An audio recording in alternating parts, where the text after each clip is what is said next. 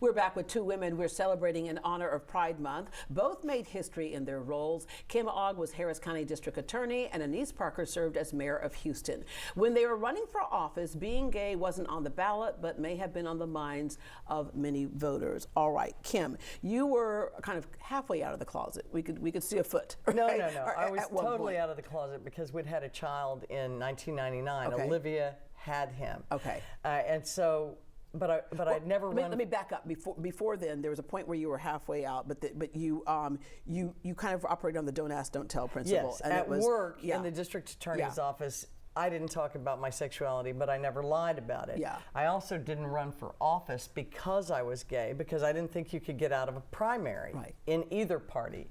Annise Parker ran for mayor, and I worked in her campaign, and I was so amazed when she won, when Houstonians elected a gay woman, not caring about her sexuality, but caring about they elected her a vision leader. for They didn't Houston. care about whether she was gay No, or not. I was like the guy in The Butler. I stood there at the foot of the stage in awe of Annise Parker. And you shared with me yesterday that that's what gave you the courage to step up and say, okay, I can do this. I can run. So when you were running for office, it was still there. That whole issue was there. People knew, but the whole issue was there, and you just wanted to know how much of a role that was going to play. Right. I had never disclosed it in any kind of political campaign, and it was scary to me because it was a profession killer in my early days. But by the time Annise had shown Houston what we could do as leaders, I felt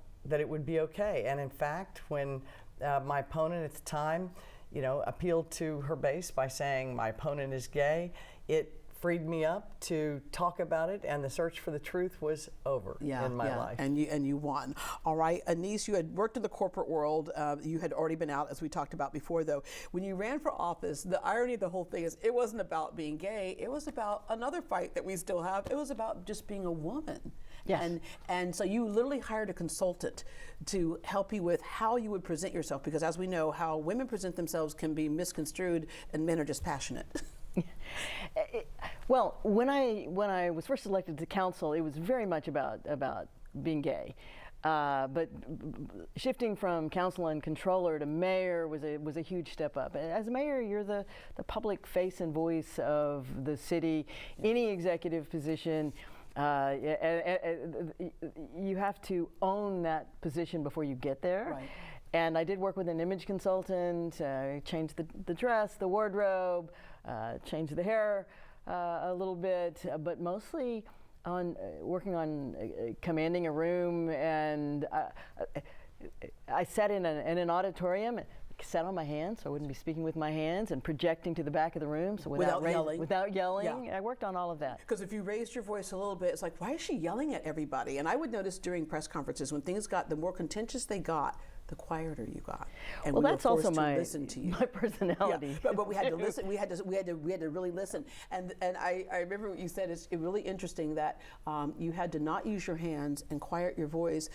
But you have old Bernie who's yelling at people, and he's just a passionate guy. We do look at it differently. There's a double standard. There's no question. But I was gay baited in my council races and actually in the mayor's race, but it didn't do any good by that point. Yeah.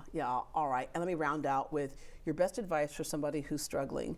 Either they want to come out and don't know how, or a parent whose child has come out and they don't know how to handle it. Let people be themselves. As individuals, we have a great deal to offer to our world to make it better, regardless of what we are. It's really how we behave and what example we set. And so stick with the truth, don't lie. Whether you want to advertise or whether you want to keep it quiet is really a personal decision. But follow your heart and be yourself. Annise? I'm a parent and a grandparent. I just wanted to raise kind children who contribute to the world.